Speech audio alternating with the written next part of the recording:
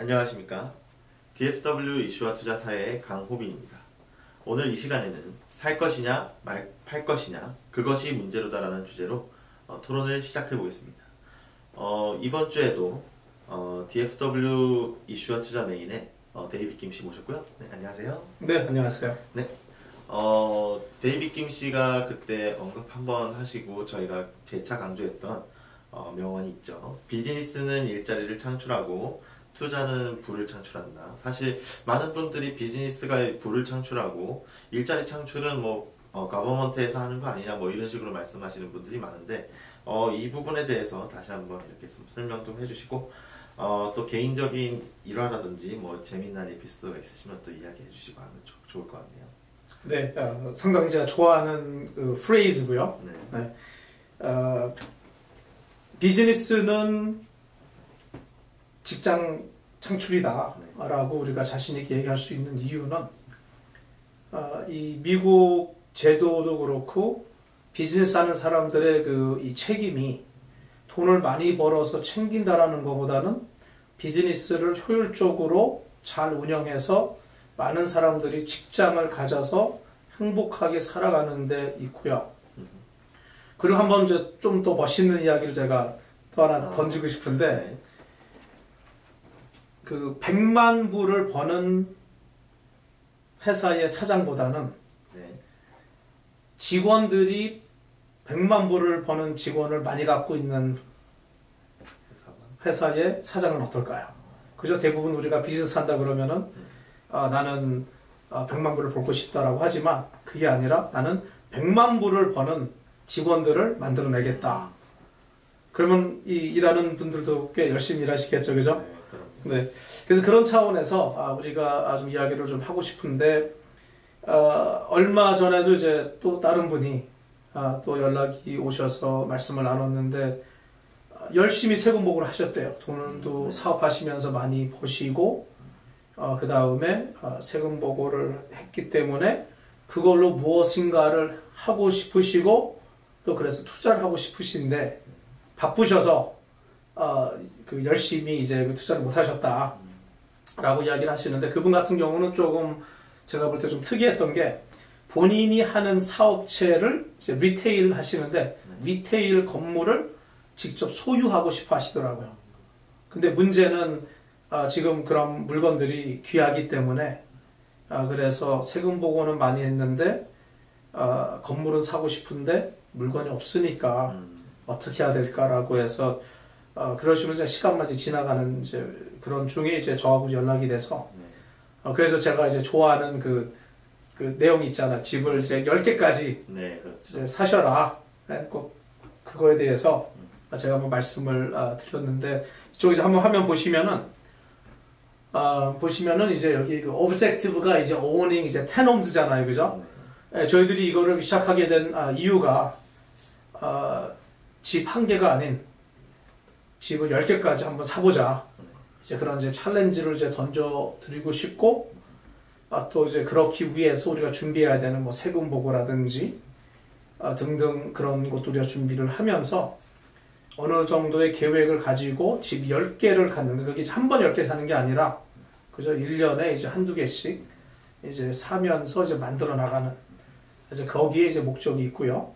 그리고 오늘의 이제 주제도 이제 사실상 이제 집을 파느냐 안 파느냐 이것이 문제로다라는 이제 그런 이제 질문을 던지고 싶은데, 일단 제 입장에서는 에이전트니까 많은 분들이 집을 파시면은 이제 그저 이 트랜잭션이 생기니까 이제 더 좋은 거잖아요, 그죠? 하지만 순수하게 저희들의 이런 이 메시지 차원에서 집을 10개를 사셔야 되는데 가지고 계신 거 파시면은 그만큼 10개에서 멀어지시잖아요, 그죠? 또 그런 이유도 있고, 그래서 오늘은 집을 팔면 안 된다라는 차원에서 접근을 하고 싶고요. 그러면서 또 상당히 좀 조심히 생각하게 되는 이유가, 혹시라도 또 제가 집 팔지 말라고 했다가 안 파셨다가 또 나중에 후회하시면 안 되잖아요, 그죠? 네, 그죠. 네, 그래서 제 생각에 오늘의 교육은 아마 파신다 하더라도 제가 드려야 되는 이 내용을 한 번 정도 다시 한번 검토하시고 그래도 파셔야 되면은 집을 파시는 게 어떨까라는 그런 차원에서 준비를 해봤습니다. 네, 감사하고요. 그러면은 사실상 이게 계속 갖고 있긴 하지만 결국은 언젠가 팔겠다. 그럼 그 파는 시기가 언제가 적당한 건지 이런 거는 어떤 요소들을 고려해서 생각을 해봐야 될까요? 지금 아직 저도 그거에 대한 답은 없고요. 왜냐하면은 이제 예를 들어서 이제 좀 나이 드신 원로 하신 분이 집을 10개를 계속 가지고 계시면서 은퇴 자금으로 쓰시는 것도 좋기 때문에 제 생각에는 why not, 그죠? 계속까지 가지고 계시면 좋다라는 생각을 하고 있고요. 하지만 나이 드신 어르신들이 지금 집을 사시겠다 라고 하시면은 그때는 또 제가 한번 또 좀 그죠? 왜냐하면은 더 좋은 일을 하실 수 있는 나이기 때문에 그래서 하여튼 복합적으로 이제 그 커스터마이즈 인베스트먼트가 왜 중요하냐면은 그래서 각자의 배경, 환경 등등을 다 확인해야 되고 오늘은 그냥 그냥 전체적으로 집을 파시면 안 되는 이유에 대해서 먼저 검토를 할게요. 그래서 첫 번째로 이제 제가 대충 이렇게 이 조사를 해보니까 요새 인터넷 치면은 다 나오잖아요, 그죠? 그래서 그렇죠. 해보니까 뭐 집이 작아서 파는 사람도 있고 이런 분들은 이제 집을 샀는데 이제 식구가 늘어나서 그죠? 사든지 혹은 집이 마음에 안 들어서 또 어떤 경우에는 뭐 그 직장 때문에 직장이 너무 멀어서라든지 또 혹은 이 퍼스널 릴레이션십에서 체인지가 있어서 이제 안 좋은 이유로 예를 들어서 뭐 이혼을 하셨다든지 해서 어쩔 수 없이 이제 파셔야 되든지 혹은 뭐 이 자녀들이 이제 다 대학교를 갔기 때문에 큰 집이 필요 없다 해서 그런 여러 가지 이유가 있으신데 요새 제가 어떤 것을 많이 생각하게 되냐면 이제 집에 에퀴티가 있어요. 에퀴티라는 게 집값이 많이 오르니까 이제 저도 포함해서 이제 집에 그 에퀴티가 있으면은 그걸 가만히 놔두지를 못하는 성격이거든요. 저는 그걸 또 써야 되니까. 네, 그죠? 그러면 빨리 집 팔아서 거기서 이제 돈 나온 거 가지고 또 무엇을 하자. 라는 이제 그런 그 생각을 하게 되는데, 에퀴티가 올라갔을 때 꼭 집을 팔아야 되나. 그죠? 두 번째는 집을 팔아서 나오는 그 에퀴티 가지고 더 좋은 일을 할 수 있는 그런 기회가 있을까. 또 생각을 해봐야 되고, 그 다음에 또 한 가지는 이제 그 집을 팔지 않아도 사실상 리파이낸싱 하면 되거든요. 그 집값이 올랐으니까 은행에서 리파이낸싱해서 현찰 뽑아서 쓰면 되니까. 그래서 여러 가지로 우리가 좀 생각을 하면은 좋을 것 같아요. 그래서 그 저희 같은 경우는 이제 손님이 10분이 오셔서 집을 파시고 싶다라고 이야기하시면은 저희 사무실에서는 제일 먼저 나가는 답이 왜요라고 이야기를 해요. 왜 파십니까? 왜냐하면은 합당한 이유 없이 그냥 심심해서 진짜 심심해서 파시는 분들도 계세요. 너무 오랫동안 이제 갖고 계셨기 때문에 이제 좀 피곤하다. 새로운 변화를 주고 싶다. 라는 분도 계시고 그래서 이유가 좀 중요하기 때문에 우리가 이유를 한번 확인을 해보는데 예를 들어서 이제 이런 이유들이 있어요. 예를 들어서 더 이상 이제 비싸서 우리가 어포드를 못한다. 라고 이야기하는 경우가 있어요. 참 이제 슬픈 내용이겠죠. 그죠? 네, 그죠. 이제 집은 사놨는데 5년이 됐든 10년이 됐든 어느 시간이 지나서 이제 더 이상 그 몰게지 페이먼트 못한다. 가정에 어떤 그 경제적인 로스가 있어서 그런 경우라든지 혹은 사람이 아파서 이제 집을 옮겨야 된다라든지 혹은 아까 말씀드렸던 이혼이라든지 그리고 요새는 아마 또 이런 분도 계실 거예요. 이제 세금이 너무 비싸서 프로퍼티 텍스가 이제 올라가기 때문에 그죠? 그래서 프로퍼티 텍스가 비싸서 이제는 힘들다. 그리고 실제로 지금 달라스의 오클랜드 같이 급성장하는 그런 이 동네가 있어요. 비교적 가난한 동네였는데 다운타운하고 가깝기 때문에 개발이 들어오면서 막 서로가 살려고 해서 비싸지고 있는데 아직도 옛날에 저렴한 집을 갖고 있었던 분들은 세금 내는 게 이제 부담이 되실 거예요. 너무 집값이 올랐기 때문에. 그래서 그럴 경우에도 이제 파셔야 되든지 혹은 지금 이제 이자가 싸지만 이자 변동이 생기면서 이게 이제 픽스가 아니라 이 변동 이자로 해서 이제 사신 분들 같은 경우 이자율이 올라가면서 이제 힘들다 페이먼트가. 라고 이제 생각을 해서 파시는 분도 있으실 거고, 이런 거는 이제 저희들 다 이제 제 생각에 이제 어느 정도 이해가 되는 이제 그런 파는 이유겠죠. 네. 그리고 이제 또 어떤 경우에는 이거를 팔아서 더 좋은 투자를 하겠다. 그것도 괜찮은 이유인 것 같아요. 예를 들어서 그 집의 에퀴티가 뭐 한 30만 불이 있기 때문에 팔아서 그 30만 불 갖고 뭐 집을 이제는 한 채가 아닌 뭐 두세 개를 산다든지, 혹은 어떤 그 사업 쪽으로 투자하신다든지 해서 계획 있게 아시면서 투자하시는 거는 상당히 바람직한 것 같고, 뭐 그렇지 않고서 뭐 예를 들어서 이제 제가 좀 해놓은 게 있어요. 예를 들어서 그 이제 왜 파면 안 되나, 아까 말씀드린 것처럼 뭐 에퀴티가 있기 때문에 그냥 팔아야 된다. 이제 그런 분들. 제 생각에 이제 팔지 않아야 되는 이유 중에 하나는 이제 포트폴리오. 예를 들어서 아까 이제 저희들이 들은 그 챌린지가 있잖아요. 그죠? 집 10개까지는 네. 한번 가져보자. 왜냐? 이게 리타이어먼트가 돼요. 그래서 이거는 제 친구가 만든 내용인데, 이제 ROI가 우리가 이제 대부분 공부하신 분들은 이제 Return on Investment로 아는데, 이 친구는 약간 좀 클레버해서 뭐라고 했냐면은 Retire on Income이에요. 그래서 이제 사람들 앞에서 어떤 챌린지를 던지냐면은 집 5개를 사라. 그리고 그거를 이제 임대 용도로 바꿔놓고 거기서 나오는 이득으로 은퇴해라.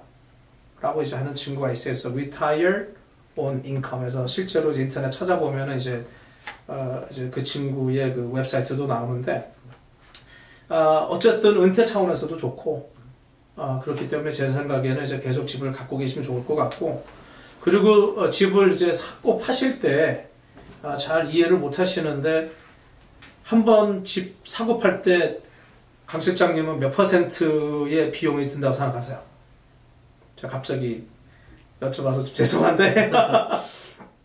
글쎄요, 그래도 몇만 불 이상은 있어야 되지 않을까요? 네, 그렇죠. 네, 그래서 대부분 예를 들어서 한 뭐 30만 불짜리 집을 사고 팔 때 그때 들어가는 숨은 비용이 제가 대충 생각해 보면은 한 12%에서 많게는 15%까지 그 비용이 없어져요. 부동산 비용도 그렇고, 은행 론도 그렇고, 어프레이저도 그렇고 등등 해서요. 네, 그렇기 때문에 이 포지셔닝이라 그러는데, 집을 하나 살 때 집 가격 외에 그걸 사기 위해서 들어간 투자된 돈이 있어요. 그 비용을 생각해서라도 집을 자꾸 사고 파는 거는 안 하시는 게 좋을 것 같아요. 그래서 제 생각에는 능력이 되시면은 파는 것보다는 그래도 좀 계속 갖고 계시는 게 낫지 않을까. 왜냐하면은 사고 팔 때의 그 비용, 그죠? 파는 순간 그 사고 파는 비용의 한 10%, 15%가 마이너스 되는 차원에서 시작이 되기 때문에 그런 말씀을 드리고, 그 다음에 또 어떤 분들은 또 걱정도 하세요. 뭐 부동산 뭐 가격이 떨어지면 어떡하냐. 그런데 실제로 지금은 부동산 가격이 많이 오른, 네, 그렇죠. 그죠? 그렇기 때문에 좀 더 자신 있게 편하게 또 제가 말씀을 드리는데, 혹시라도 몇 년 후에 집값이 떨어지면은 어떻게 하시겠어요, 그죠? 네. 그래서 상당히 조심스럽지만, 제 경험으로 이제 제가 여지껏 집을 꽤 많이 사고 또 팔아봤는데, 이제 개인 집을 얘기합니다. 제 집을 판 거는 다 후회했어요. 판 거는. 그래서 제가 나름대로 이제 몇십 년 동안 이제 부동산 사고 파는 그걸 하면서 느낀 게, 팔면은 후회를 많이 하게 된다. 또 두 번째, 집값이 떨어져도 우리가 투자 차원에서 접근을 할 경우에는 임대만 나가면 되기 때문에 제 생각에 그렇게 별로 특별히 어렵지 않을 수가 있어요. 그렇기 때문에 그 집값이 떨어진다? 그래도 렌트만 나가면 되니까. 그렇죠.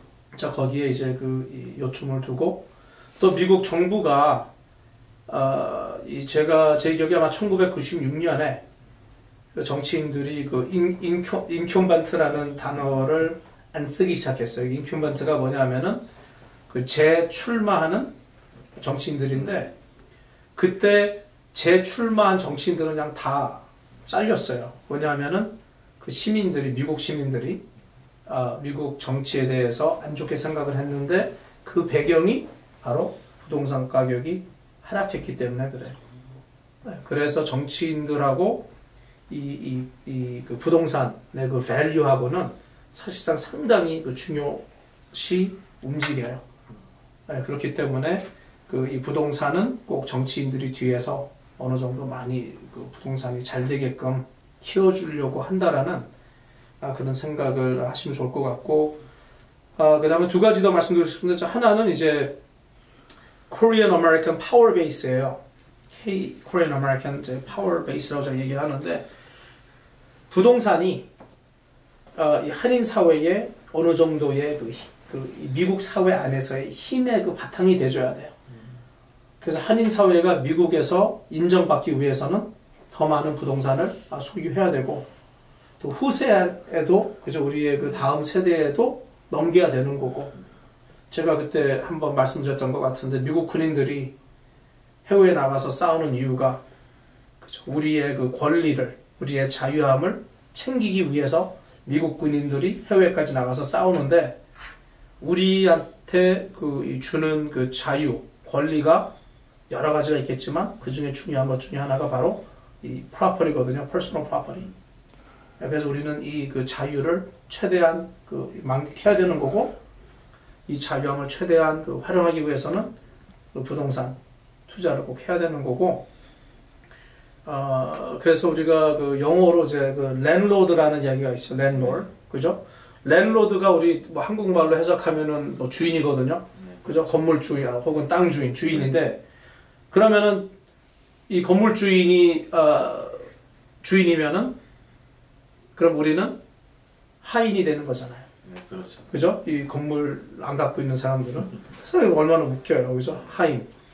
그렇기 때문에 제 생각에 이제 우리가 이 투자 차원에서 그거를 좀 생각을 좀 하셨으면 좋겠고, 이제 실제로 팔면 안 되는 이유. 네.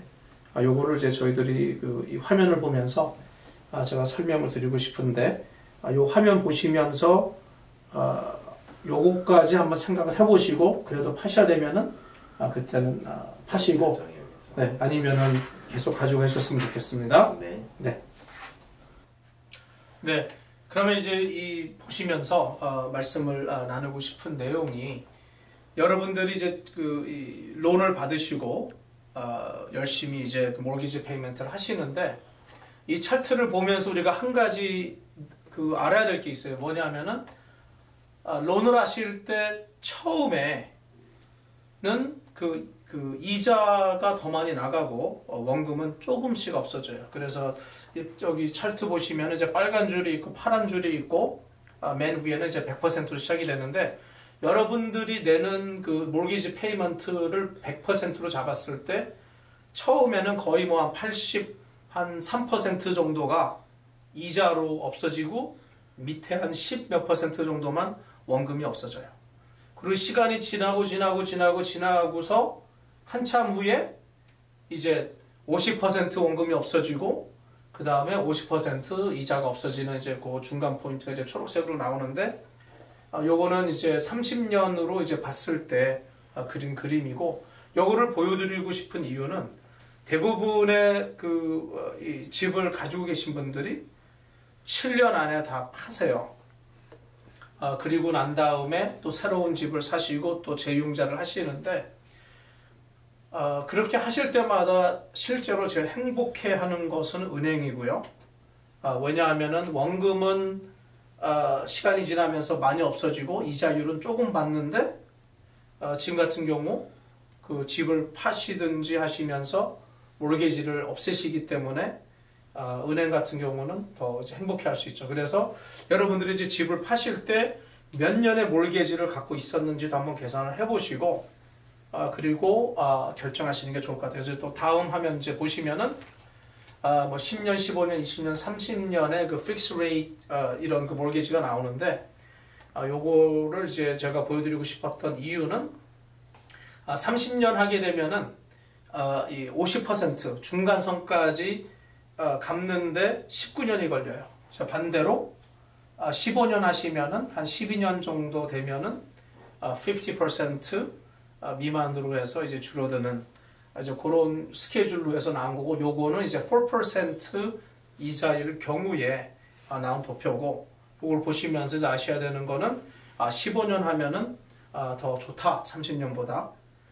혹은 30년을 하시더라도 모르게지 내시면서 원금을 더 내시면은 이게 더 빨리 줄어드니까 그런 차원에서 한번 생각해 보시라고 제가 만든 거고요.